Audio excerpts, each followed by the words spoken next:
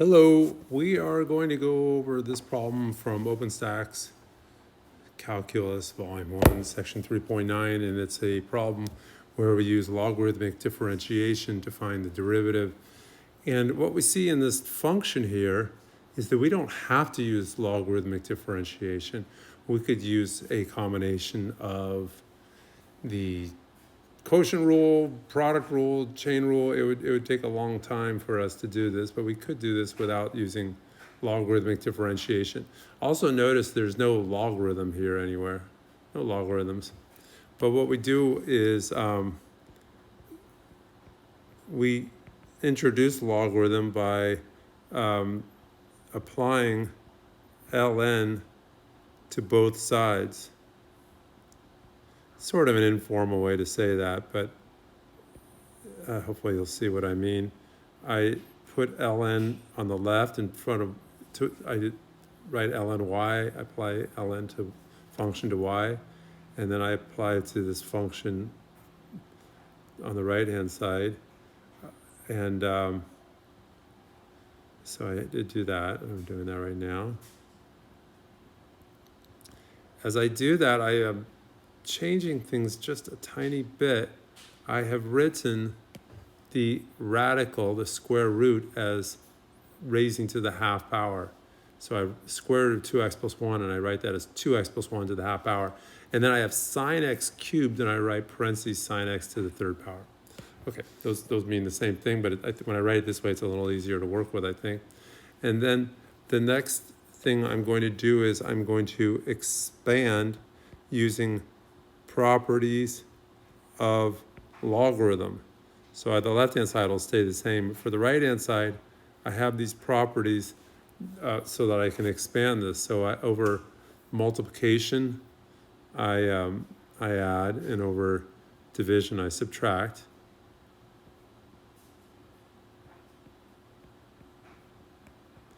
And the way it ends up working is that everything that's in the denominator, when I expand, gets a minus in front.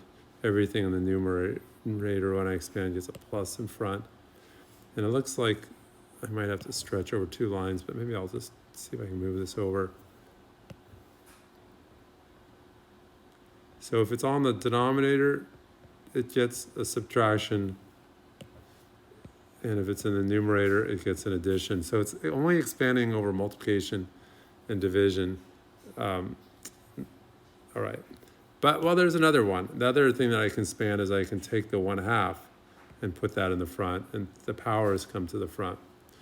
All right, so that's one thing I can do. Another thing we can do, though, is looking at logarithm and exponential. The logarithm and the exponential cancel each other out. So ln e to the x makes x. So now we have ln y equals, and I'll just simplify this a little, ln x plus 1/2 ln 2x plus 1 to the 1/2, or not to the 1/2. Ln e to the x cancels out, makes x. And then the 3 comes in front, and then 1/2 came to the front, and we have 3 ln sine of x. So those are using properties of logarithms, that the exponents can come to the front.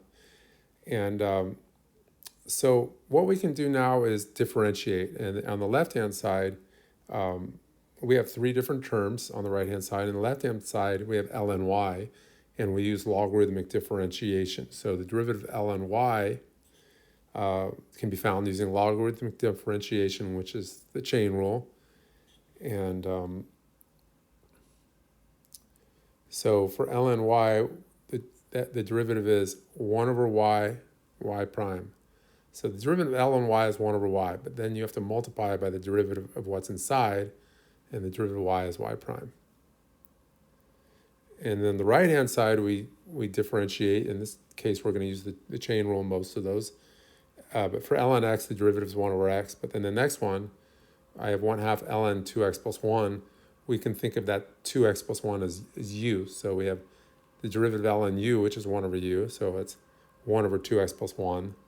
And then we multiply by the derivative of 2x plus 1, which is, derivative of 2x plus 1 is 2.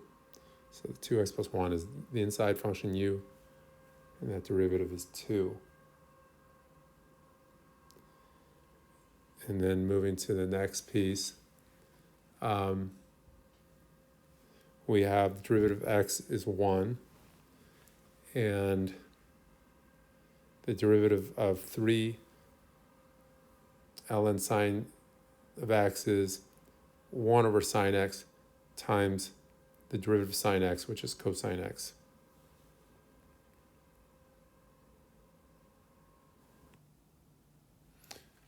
All right, so now what we have is on the left-hand side 1 over y prime. And so what we want to do is we want y prime by itself on the left-hand side. So we multiply both sides by y, because y times 1 over y cancels out to make 1. And then we'll multiply left hand by y and the right hand by y, and we get y prime all by itself. And then just sort of cleaning things up a little bit, the 2's canceled out. You can see that in purple. And what else do we have is that cosine x divided by sine x is equal to cotangent x. That's an identity. Cosine x divided by sine x is equal to cotangent x. So we can put that there. And